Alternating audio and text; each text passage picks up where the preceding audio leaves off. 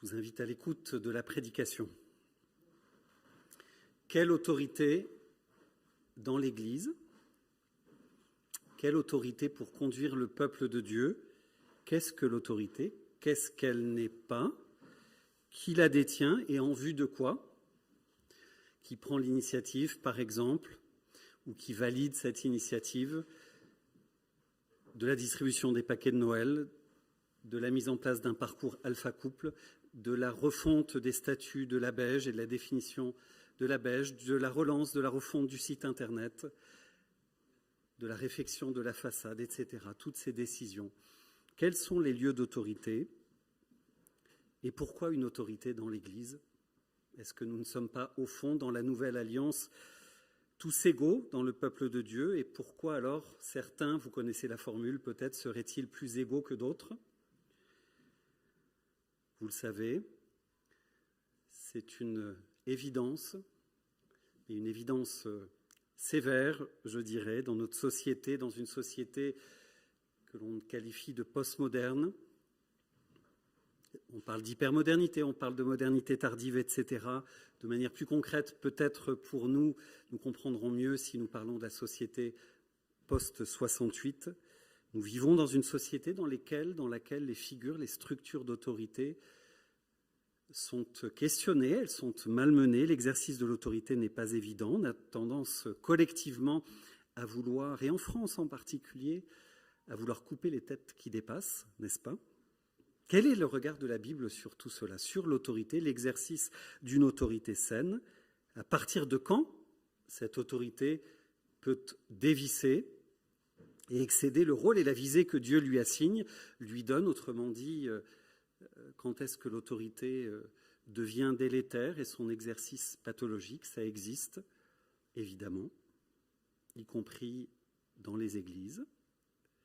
Dans le cadre de notre série de prédications dans le livre de l'Exode ce matin, je l'ai dit tout à l'heure, nous allons du côté du chapitre 18. Il peut s'afficher dans la version français courant ce matin, pardon.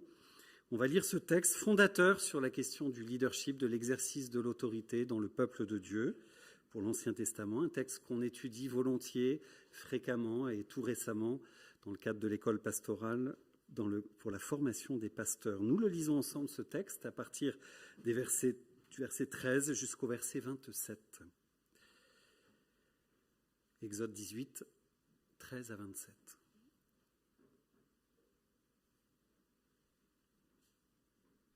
Le lendemain, Moïse prit place pour juger les querelles du peuple.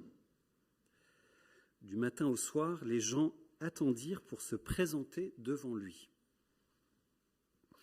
Lorsque son beau-père vit tout ce qu'il avait à faire pour le peuple, il le lui dit: « Pourquoi procèdes-tu ainsi? Pourquoi fais-tu ce travail tout seul, en obligeant les gens à attendre debout du matin au soir le moment de se présenter devant toi? Ces gens viennent à moi pour consulter Dieu, répondit Moïse. Lorsqu'ils ont une dispute à régler, ils viennent me trouver, je tranche le cas qui les oppose et je leur fais connaître les décrets et les enseignements de Dieu. » Son beau-père reprit: « Ta façon de faire n'est pas la bonne. Tu vas t'épuiser complètement, toi et ceux qui viennent te consulter. Cette tâche est vraiment trop lourde pour toi, tu ne peux l'accomplir seul. Écoute donc ce que je te conseille, et que Dieu soit avec toi. Ton rôle consiste à représenter le peuple devant Dieu pour lui présenter les affaires difficiles. Explique-leur les décrets, les enseignements de Dieu, indique-leur la conduite à tenir, comment agir. Pour le reste, choisis parmi le peuple des hommes de valeur, pleins de respect pour Dieu, aimant la vérité et incorruptibles. Tu les désigneras comme responsables à la tête de groupes de 1000, de 100, de 50 ou de 10 personnes. Ce sont eux qui siégeront chaque jour pour juger les querelles du peuple. Ils te soumettront les affaires importantes, mais ils régleront eux-mêmes les causes mineures. De cette manière, tu allégeras ta tâche, puisqu'ils en partageront la responsabilité avec toi. Si tu fais cela, et si c'est bien ce que Dieu t'ordonne, tu ne t'épuiseras pas. Et de leur côté, tous ces gens rentreront chez eux en paix. Moïse suivit les conseils de son beau-père. Il choisit parmi les Israélites des hommes de valeur et les désigna comme responsables du peuple, à la tête de groupes de 1000, de 100, de 50 ou de 10 personnes.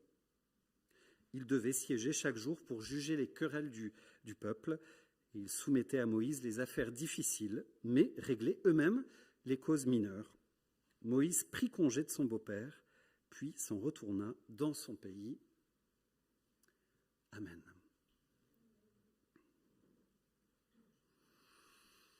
La première chose qui me saute aux yeux dans ce texte et que je trouve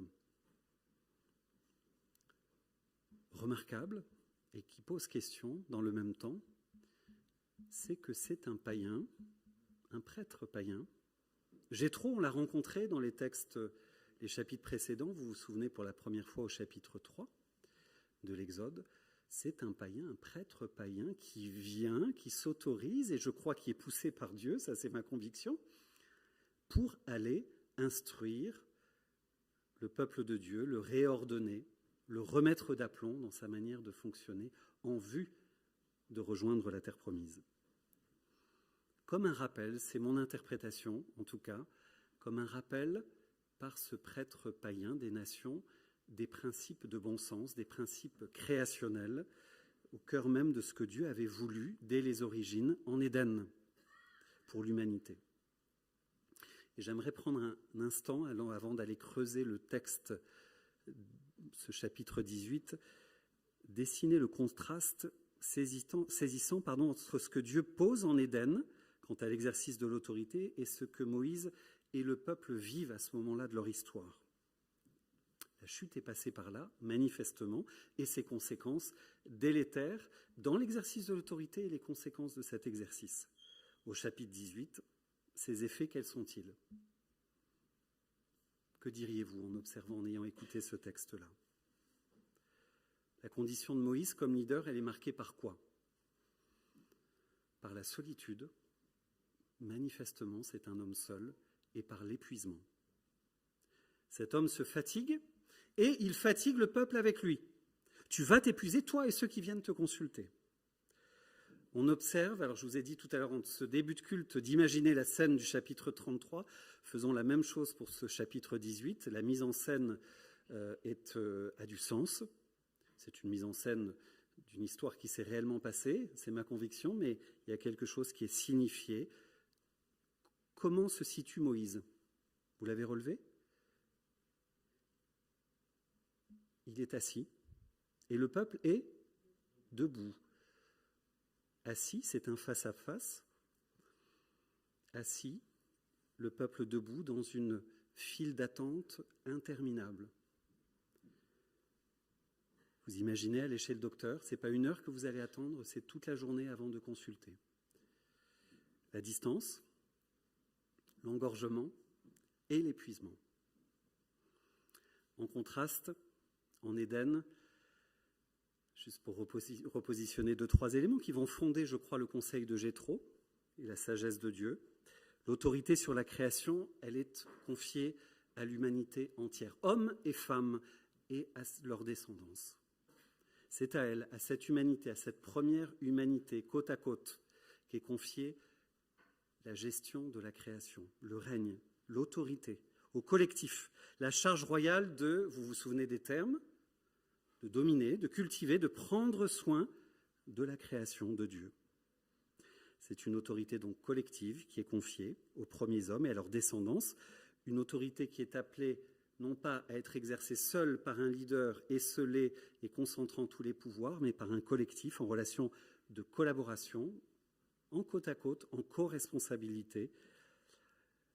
Et l'objectif commun en Éden, comment on pourrait le synthétiser ? Quel est l'objectif, le mandat qui est donné à l'humanité finalement ? C'est de servir la vie, de multiplier la vie, de viser la fécondité du lieu dans lequel l'humanité est placée et où nous sommes placés aujourd'hui pour notre part. On retrouve, et on va revenir là-dessus sur la conclusion de ce message, dans le Nouveau Testament, ce principe-là de co-responsabilité. En protestantisme, on a marqué l'accent dessus, on a parlé de sacerdoce universel, d'une charge commune, et c'est une très bonne chose. Et dans le même temps, on verra en Éphésiens 4 qu'il y a des structures d'autorité qui sont différenciées dans le peuple de Dieu. Il y a des rôles différents, il y a une structure d'autorité, mais de co-responsabilité qui fonctionne. Dans tous les cas, l'autorité n'est jamais concentrée, elle n'est jamais centrée sur un seul homme, sur un leader tout aussi charismatique et compétent qu'il soit, au risque sinon de la solitude, de l'épuisement et, je ne sais pas quel est le contraire de la fécondité, de l'infécondité en tout cas, l'inverse de ce que Dieu souhaitait en Éden.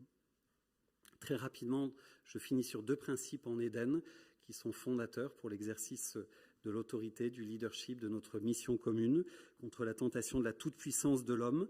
Dans l'exercice, quand je dis l'homme, c'est l'individu, homme et femme, lorsqu'on se pense seul, est le centre finalement de notre royaume et de notre autorité, et la finalité de cette autorité. En Éden, 2 limites sont posées contre cela. Le fait, c'est l'évidence de ne pas l'exercer seul, cette autorité. Je le redis, dans le mandat créationnel, c'est à l'homme et à la femme ensemble, la première humanité et à la descendance que cette autorité est confiée, jamais seule, avec cette sagesse et quelque chose que l'on doit intégrer contre l'individualisme, contre le narcissisme qui nous guette en lien avec la chute, mais qui est de plus en plus présent, je crois, dans notre société aujourd'hui. C'est le constat des sociologues, ce n'est pas juste un lieu commun bête et méchant, c'est une vérité. Contre cela, le rappel que nous ne sommes pas suffisants à nous-mêmes, que nous avons été créés dans un collectif, pour un collectif, dans un corps, pour l'Église, que cette dimension, le fait de réaliser que nous avons des limites doit être vécu comme une grâce, précisément, comme un lieu d'altérité, comme un lieu de fécondité. Je passe là-dessus. 2e limite, en lien avec cette sagesse créationnelle, c'est la sagesse du sabbat. On a parlé d'épuisement.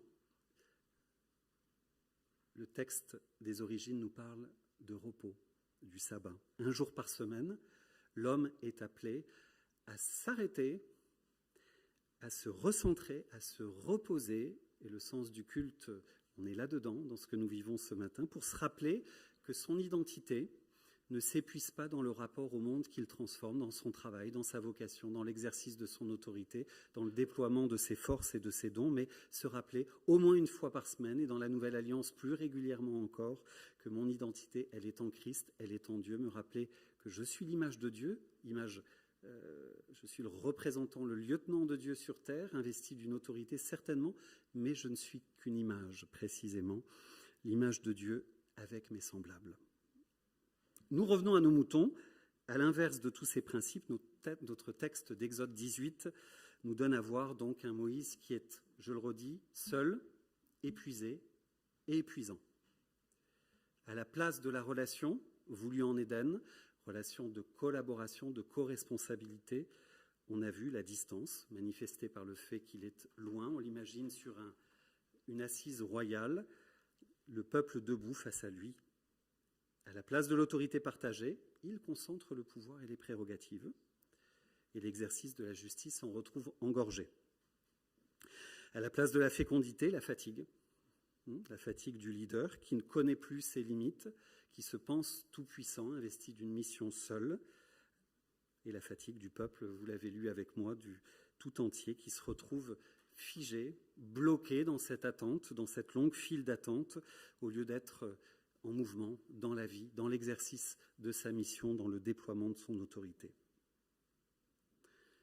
C'est quelque chose que l'on peut vivre malheureusement en Église ou dans les lieux où nous vivons en relation, dans les lieux où on exerce une autorité, une mission en entreprise, peut-être même dans notre foyer, etc. Lorsque un homme ou une femme, quelqu'un se pense être le centre, le leader, le sauveur, messianique, lorsqu'un pasteur pour l'Église, une équipe pastorale, un conseil d'Église ou un responsable dans un département se pense l'alpha et l'oméga de l'autorité, capte les initiatives, étouffe la vie, il en résulte l'asservissement et la fatigue, la sclérose du peuple, la perte de sens et la mission et de la mission commune, une fatigue collective. C'est alors que Jétro intervient. Si vous pouvez couper vos téléphones portables, s'il vous plaît. C'est alors que Jétro intervient dans notre texte, dans la scène, et il se permet, le bonhomme, d'interpeller Moïse. Pas simple, hein, on l'imagine, c'est le beau-père, mais il y va. Je le disais tout à l'heure, je crois poussé par Dieu, inspiré par l'Esprit, et il lui propose son aide, en l'accompagnant dans ce qu'on appelle volontiers aujourd'hui la conduite du changement. Et j'aimerais relever avec vous, et on va regarder le texte au fil de la lecture, 10 étapes de cette conduite du changement. Ça pourrait faire un titre, un bon titre de livre, 10 étapes, les 10 étapes de la conduite du changement avec Jétro. Et je trouve ça intéressant de les repérer pédagogiquement, ces étapes. Elles nous ont aidés, elles m'ont aidé dans la conduite du changement ces dernières années, dans la définition de la vision de l'Église, avec le Conseil de l'Église, avec vous, d'une structure pour l'Église, lorsque nous avions réfléchi ensemble au recrutement d'un deuxième pasteur, d'un type de ministère, comment nous voulions le positionner, en vue de quoi, lorsque nous avons réfléchi plus récemment, même si on n'a pas encore recruté, mais ça va venir, certainement un jour, Dieu sait, des ministères de soutien, un coordinateur pour l'Église, un ministère jeunesse, etc. On en reparlera prochainement face au chantier qui est devant nous. 10 étapes donc dans notre texte. Première étape, versets 13 et 14. Nous le relisons. Nous relisons ces deux versets. Le lendemain, Moïse prit place pour juger les querelles du peuple. Du matin au soir, des gens attendirent pour se présenter devant lui. Lorsque son beau-père vit tout ce qu'il avait fait, tout ce qu'il avait à faire pour le peuple. Étape d'observation, simplement, de l'état de fait. Étape 2, suite du verset 14, il lui dit « Pourquoi procèdes-tu ainsi? Pourquoi fais-tu ce travail tout seul en obligeant les gens à attendre debout du matin au soir le moment de se présenter devant toi ?» C'est l'étape de l'enquête, du questionnement. Questionnement ouvert. Jétro, je trouve, s'y prend bien. Je trouve que Moïse réagit bien. En conséquence, il ne se sent pas, il me semble, dans la réponse menacé narcissiquement. Il joue le jeu, il écoute. C'est le temps donc de poser des questions sur la manière de procéder. Pourquoi faites-vous ainsi? En vue de quoi? Une invitation au déplacement par la réflexion. Étape 3, des versets 15 et 16, Moïse répond. Il se justifie, mais honnêtement, il explique. C'est de la maïeutique. Il réfléchit et explique la raison d'être de l'organisation présente, de la manière de faire. Aujourd'hui, il dit « Ces gens viennent à moi pour consulter Dieu », répondit Moïse. Lorsqu'ils ont une dispute à régler, ils viennent me trouver. Je tranche le cas qui les oppose et je leur fais connaître les décrets et les enseignements de Dieu. Soit, il est honnête, c'est descriptif. Étape 4, assez sommaire, c'est l'évaluation de l'organisation par Jétro. Verset 17, dans ma version, c'est encore un peu plus sévère que je crois que j'ai la Nouvelle Français courant. Il dit, le beau-père de Moïse lui dit, ce que tu fais n'est pas bien. Voilà, prends ça dans les dents, fiston. C'est pas comme ça qu'il faut faire. Mais il lui explique, étape 5. Il ne reste pas juste sur ce jugement péremptoire, sévère, définitif et cassant. Il lui explique les conséquences, les effets néfastes, délétères de sa manière de faire pour lui et pour le peuple. Il dit, verset 18, « Tu t'épuiseras toi-même et tu épuiseras ce peuple qui est avec toi. Car la chose est au-dessus de tes forces, tu ne pourras pas y suffire seul. » Étape 6. Il propose maintenant, de manière constructive, une nouvelle organisation, une nouvelle manière de faire, un repositionnement, c'est le verset 19. « Écoute donc ce que je te conseille et que Dieu soit avec toi. » Ton rôle consiste à représenter le peuple devant Dieu pour lui présenter les affaires difficiles. Voilà ta mission à toi, il est en train de lui dire. Ta feuille de route, ton rôle, tiens-toi à cela, fais cela et fais-le bien, mais n'excède pas tes limites. Ne fais pas les choses seul. Étape 7, l'énoncé maintenant du rôle, de la responsabilité du peuple et de ce que Dieu est appelé, ce que Moïse est appelé à faire pour le peuple. Chacun à sa place, chacun sa mission. Explique-leur les décrets et les enseignements de Dieu, indique-leur la conduite à tenir, comment agir. On avance, l'étape 8, des versets 21 à 22, la sélection maintenant de responsables.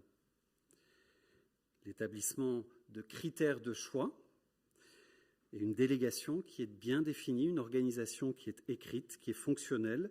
Les qualifications requises, premièrement, sont la capacité, bien sûr, mais surtout, je crois, l'emphase est portée sur les qualifications spirituelles, comme dans le Nouveau Testament, dans le choix des anciens. L'intégrité et le fait de craindre Dieu, une piété, une foi vivante, un désir de servir, d'être, pas juste atteindre une position, mais d'être dans une disposition de cœur pour le service de Dieu et du peuple. Ça, c'est l'essentiel. Ces responsables bien choisis sont établis sur des secteurs de responsabilité bien définis, chef de 1000, chef de 100, chef de 50 ou chef de 10. Et le contour des missions est précisé. Au verset 22, ils auront la charge des affaires moins complexes. Et j'imagine, selon la hauteur de la responsabilité, les choses étaient sans doute affinées. Partition des rôles, le cahier des charges est posé, bien délimité. C'est quelque chose sur lequel nous travaillons. J'essaye de faire un va-et-vient entre ce texte et notre réalité ecclésiale aujourd'hui. C'est quelque chose sur lequel nous avons commencé à travailler la semaine dernière, vendredi soir, avec le Conseil d'Église. Début du travail sur le rôle, le profil, les missions, le cahier des charges du ministère pastoral qui prendra ma suite. En lien avec le rôle de Kevin, à côté de Kevin, en lien avec le Conseil, en lien avec chacun des départements de l'Église, en lien avec la communauté et la mission de la communauté, mise en place d'une structure saine, opérationnelle, en co-responsabilité, chacun à sa place, bien ordonnée, bien articulée et en vue d'un exercice soutenable et durable de l'autorité. Une structure féconde. Et justement, dans l'étape 9, versets 22 et 23, Jéthro, pour motiver Moïse maintenant à passer à l'action, lui donner du sens, du souffle, de la perspective à cette nouvelle organisation du peuple de Dieu, Jéthro va en dépeindre, c'est un bon leader, les effets. Il va l'aider à toucher du doigt un petit peu, à goûter par avance, anticiper les fruits de ce qu'il va mettre en place, parce que ça va être compliqué de réordonner la conduite du changement, ça coûte. L'exercice de l'autorité, c'est complexe. Il y a des résistances, il y a des freins, il y a des obstacles, il y a un besoin d'unité, etc., etc. Et il lui l'aide à lui définir, à lui faire goûter les bienfaits de cette la mise en place des nouvelles dispositions qu'il propose. Il dit « Allège ta charge et qu'il la porte avec toi ». Ça, on l'a vu.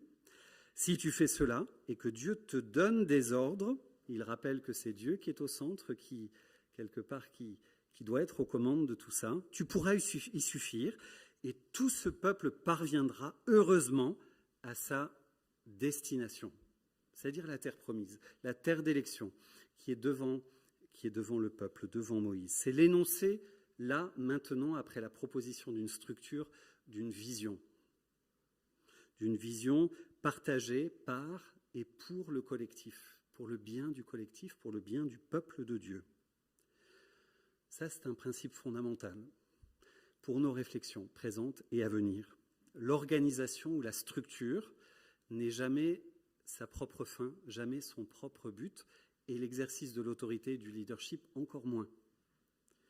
La structure d'autorité, elle est bonne, elle est juste, elle est voulue de Dieu, elle est instituée créationnellement. Il y a des lieux d'autorité, une structure d'autorité. Mais elle est là, cette structure, non pas pour conformer, pour réduire, pour asservir, mais au contraire, pour conduire le peuple vers sa maturité, vers sa destination, vers l'horizon désirable que Dieu dessine devant nous, devant ce peuple. Pour notre part, le royaume de Dieu, le désirer, essayer de voir concrètement, pour ce qui nous appartient dans ce déjà et dans ce pas encore là du royaume de Dieu, comment, dans notre contexte, à Lyon, Courviton, dans son environnement, comment l'incarner, le vivre, le mettre en place, inspiré par l'esprit, bien ordonné collectivement, la vision. L'autorité, la structure, le leadership, un leadership partagé en co-responsabilité, bien ordonné, va nous aider à aller dans ce sens, dans la mise en œuvre d'une vision inspirée de Dieu, avec Dieu au centre, et non pas les process, la structure, les enjeux de pouvoir, et les concentrations ou le charisme ou le pouvoir d'un leader qui aurait la vision seul et qui l'incarnerait. J'aimerais simplement, et j'arrive sur la fin de ce message, rappeler le sens et l'étymologie du terme autorité. C'est quelque chose qu'on dit pas assez souvent et qu'on vit trop peu. Est-ce que vous savez ce que signifie, ce que porte l'étymologie du mot autorité? Pas de proposition? Comment?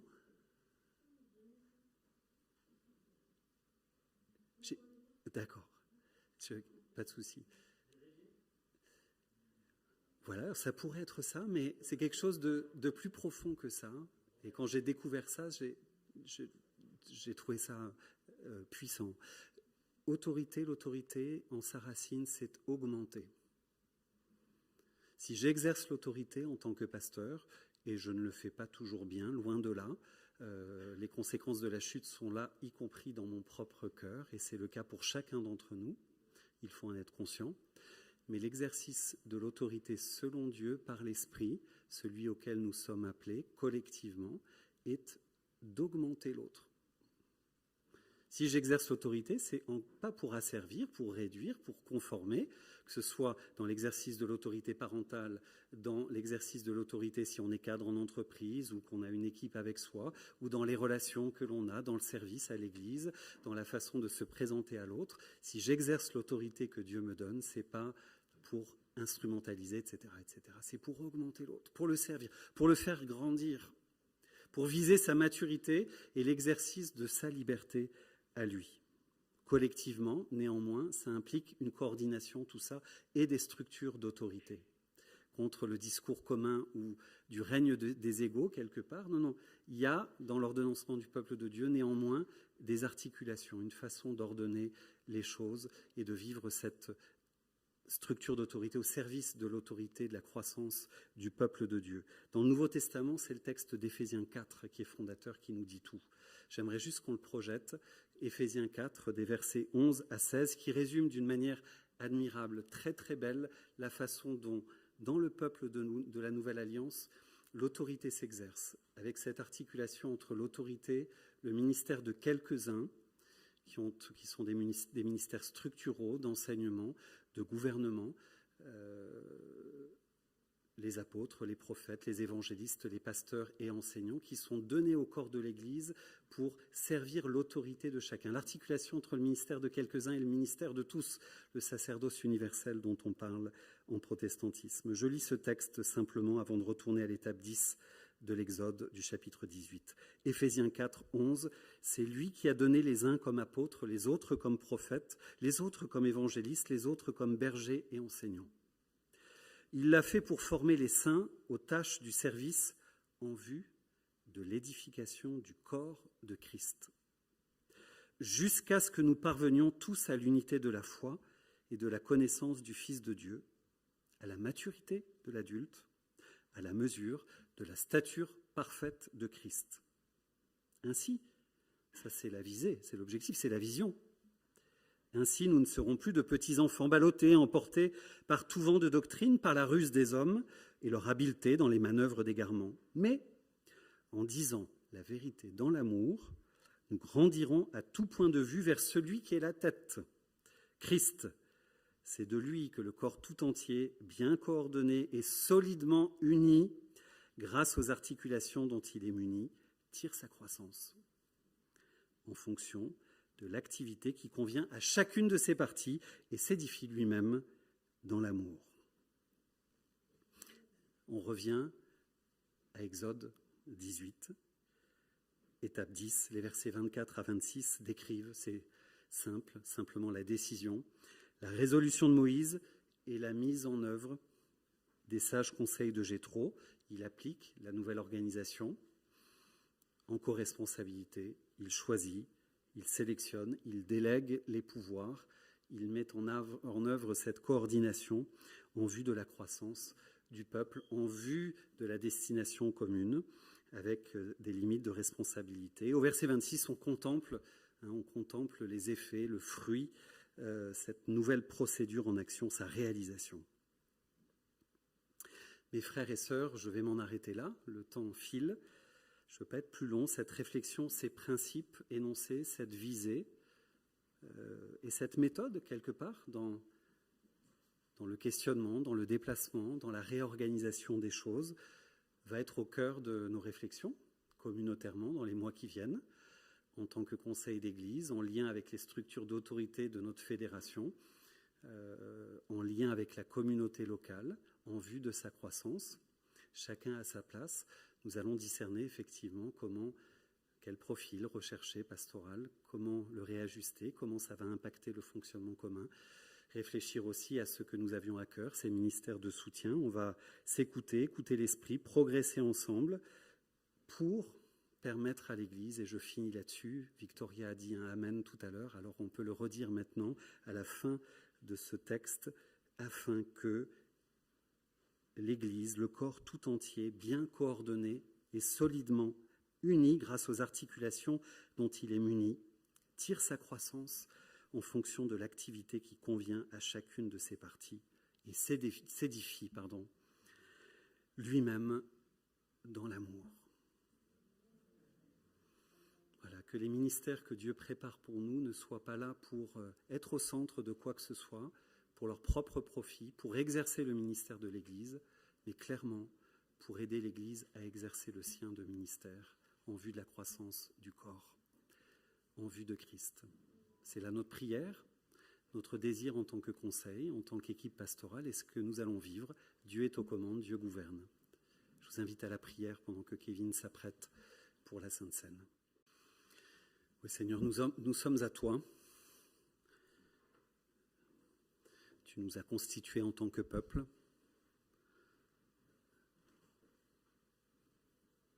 Tu nous as arrimés à ton corps. Nous appartenons à un collectif et qu'il est difficile pour chacun d'entre nous de considérer l'intérêt du corps. Seigneur, par ton esprit, transforme-nous, tiens-nous à notre place, aide-nous chacun à grandir et à viser la croissance de l'autre en toutes choses. Nous te bénissons, Seigneur. Nous avons confiance en toi pour la conduite de la suite. Amen.